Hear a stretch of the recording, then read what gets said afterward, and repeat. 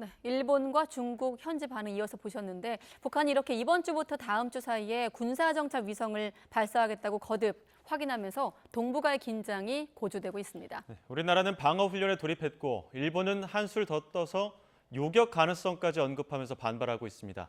강성웅 해설위원 실장과 조금 더 자세히 알아보겠습니다. 어서 오십시오. 네, 북한이 좀 한 40여일 정도 무력 시위가 잠잠했다라는 보도를 최근에 했던 것 같은데 네. 아무튼 북한이 군사정찰 위성 발사 시기를 공개했습니다. 다음 주말까지로 잡았는데 그렇죠. 어떻습니까? 어떻게 좀 예상할 수 있을까요? 발사 시기를. 준비는 다 끝났고 이게 쏘는 거는 이제 마지막 기상 조건을 좀 살필 것이고 네. 그다음에 마지막 기술적 결함이 있는지 그런 것들이 변수가 없으면 이 기간 내에 쏠 거다 이런 얘기인 것 같고요. 6월 10일 자정, 토요일 자정까지가 시한이고 뭐 오늘 자정부터는 쏠 수가 있는 겁니다.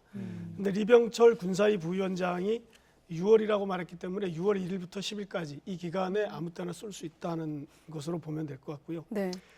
대략 이 정확한 날짜보다도 정치적으로 왜 이때를 선택했느냐라는 것을 좀 주목할 필요가 있는데 보통 4월 15일쯤에 쏠 것이다 이렇게 예상을 했고 그게 사실 맞는데 어느 정도 정치적 고려를 계속 했던 것 같습니다. 그러다가 이제 한국의 뭐 누리호 발사 성공이라든지 네. 중국의 그 창정 로켓을 통한 선저 우주선 발사, 유인 우주선 발사 이런 것들이 주변국에서 어떤 민간 이용이나 과학 이용, 우주 개발 이용 등의 활용되는 로켓을 발사되는 것을 보고 이런 타이밍을 선택한 거 아닌가 이런 생각을 해보게 됩니다. 예, 북한이 항행 경보 통지하면서 이렇게 예상 그 항행 경로도 좀 발표를 했는데 네. 서해 쪽을 통과하는 궤적이더라고요. 그렇죠. 보통 우리나라에서 쏘면 이렇게 상공으로 올라가지만 그 정확히 이제 그 잔해가 떨어지는 걸 보면은 이제 이런 궤적을 그리게 됩니다. 우리나라 뭐 나로호라든지 누리호도 비슷한 궤적인데 네.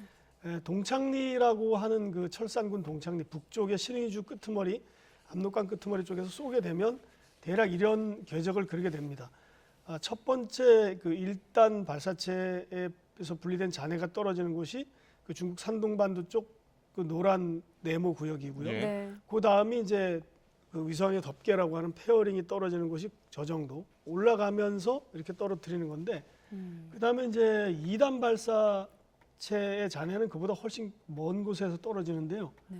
그 필리핀 동쪽 바다입니다. 아까 이제 다른 기자가 보도하기는 뭐 700에서 1000km 동쪽이라고 했는데 네. 그 구역에 떨어지는 저런 궤도를 그리는 것으로 북한이 일본을 통해서 공지를 했고요.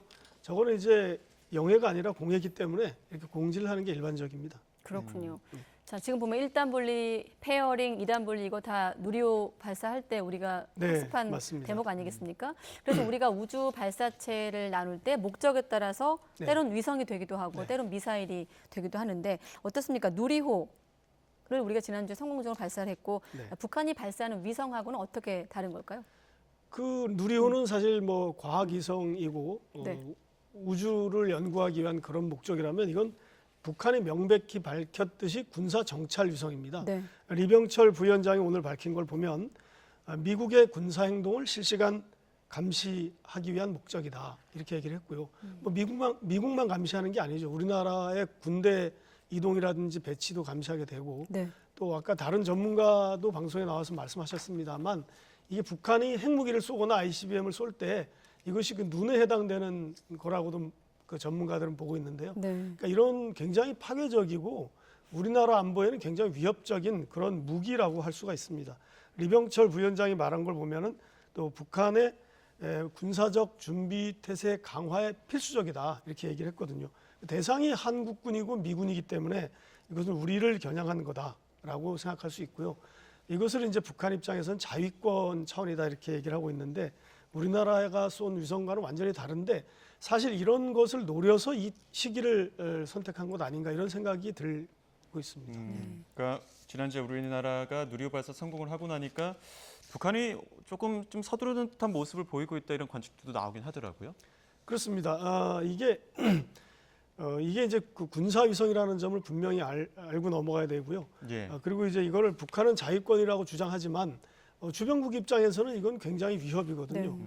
그리고 이제 이것이 기존의 유엔 안보리에서 이런 탄도미사일 기술이 들어간 모든 발사 행위를 금지한다고 하는 그 안보리 제재 결의안에 정면으로 위배되기 때문에 예. 미국과 일본이 특히 이제 더 반발하는 거죠. 그리고 여기에 따라서 이제 대응 조치도 하고 있는데 참고로 이제 중국이 쏜 것을 보면 중국이 쏜 위성은 이제 그 우주정거장을 에 들어가는 필요한 인력을 보내거나 장비 물자를 보내는 위성입니다. 그러니까 네. 중국도 사실은 우주정거장에다가 사람을 보내고 어떤 장비를 연구시설, 연구장비 같은 걸 보내는 그런 목적으로 쐈는데 오늘 아침에 발사가 됐거든요. 네. 근데 이제 북한의 위성은 완전히 다른데 북한은 이것을 계속 자위권으로 주장하고 있다 이렇게 보면 될 것 같습니다. 네.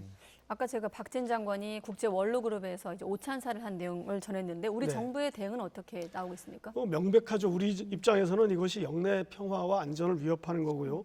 거기에 따라서 북한은 응분의 대가를 치러야 될 거다 이런 얘기를 했고 이것은 이제 유엔 안보리의 결의 위반이기 때문에 사실 우리보다도 미국과 일본이 더 반발하는 그런 상황입니다. 네.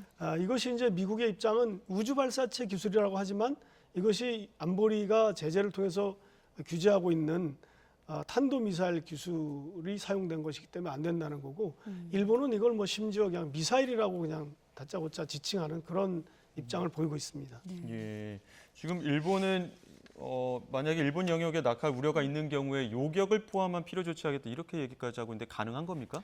좀 발언이 심하게 나온 것 같아요. 왜냐하면 조금 전에 그 관방장관 그 아침 발표를 이렇게 보니까요. 네. 정확히 얘기한 게 일본의 영역이라고 하지만 영토와 영해라는 표현을 썼습니다. 보니까 영토와 영해는 그렇게 넓지 않거든요. 근데 저게 지금 북한이 설정해 놓은 구역은 영토와 영해와는 무관한 곳입니다.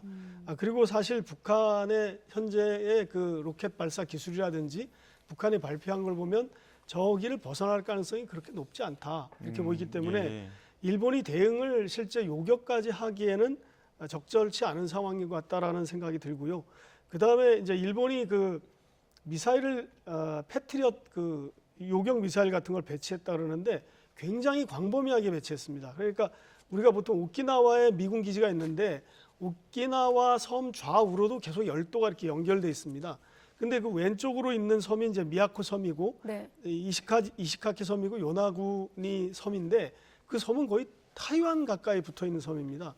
거기에까지 지금 다 미사일을 배치해 놓고 요격을 준비하고 있다는 거죠. 그러니까 좀 굉장히 민감하게 대응하고 있다 이렇게 볼 수 있고요.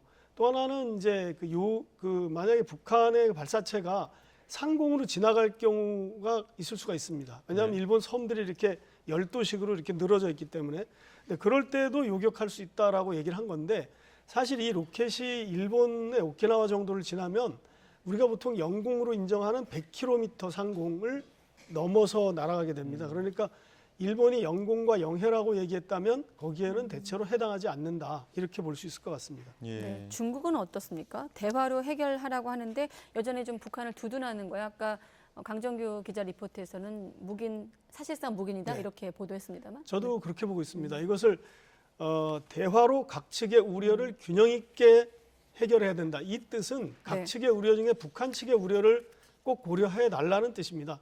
북한 측의 우려는 북한이 말하는 자위권에 대한 우려이고요.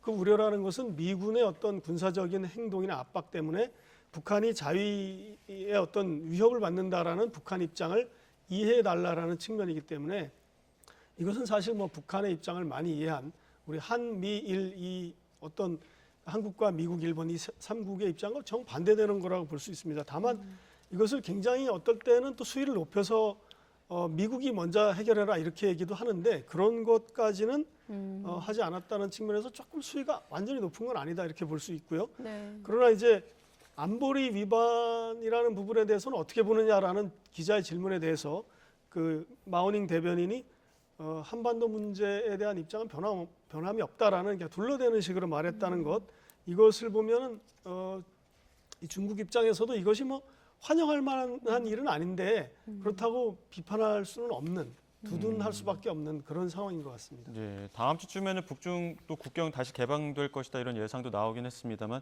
북중 관계는 점점 이렇게 밀착되는 것 같습니다. 그렇습니다. 6월 10일이 이제 홍콩 언론 사우스차이나 모닝포스트가 예상한 시점인데요.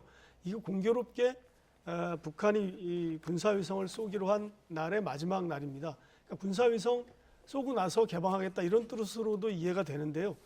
이렇게 되면 이제 북한과 중국의 무역 교류라든지 정치적 인적 교류가 굉장히 활발해지는데 한 가지 주목할 점은 지난주에 있었습니다. 이제 왕야진 신임 중국의 그 평양 대사가 그러니까 북한 주재 중국 대사가 네. 취임을 지난달에 했는데 지난 3월 말에 했죠. 취임 리셉션을 했습니다. 지난 목요일 날. 근데 그것이 굉장히 좀 이례적인데 과거에는 이런 리셉션이 없었거든요. 이전에 뭐 리진진 대사가 있었을 때는 이런 게 없었고요. 보통 없었는데 이 왕야진 대사가 오니까 리셉션을 했는데 여기 최룡해가 참석을 했습니다. 네. 어떤 환영 연회인데 거기 참석을 해서 북한과의 관계를 굉장히 가깝게 끌고 나가려고 하는 의도가 굉장히 중국이든 북한이든 있다. 이런 걸 분명히 드러냈습니다. 이게 바로 그 어제 지난 목요일 날 있었던 사진인데요. 그 왕야진 대사가 지금 가운데 있는 사람이고 네. 화면으로 보기에는 오른쪽, 볼 때는 왼쪽에 있는 사람이 최룡해지 않습니까? 이렇게 성대한 잔치를 했고 여기에 이제 중국의 이제 북한의 장관급 인사들이 몇 명 참석을 했고 최룡해가 왔으니까 올 사람은 다 온 거죠. 사실 그렇기 때문에 굉장히 양국 관계가 점점 더 밀착되는 그런 분위기를 읽을 수가 있습니다. 네, 이 자리에서 왕야진 대사가 획기적으로 북중 관계가 발전할 수 있다고 언급을 했기 때문에 추가적으로 또 북중 관계를 보기로 하고 당장 일단 이번 주는 북한의 동향을 면밀하게 살펴야겠습니다. YTN도 예의주시하며 관련 속보를 실시간으로 전하겠습니다. 네, 강성욱 해설위원 실장과 함께했습니다. 고맙습니다. 네.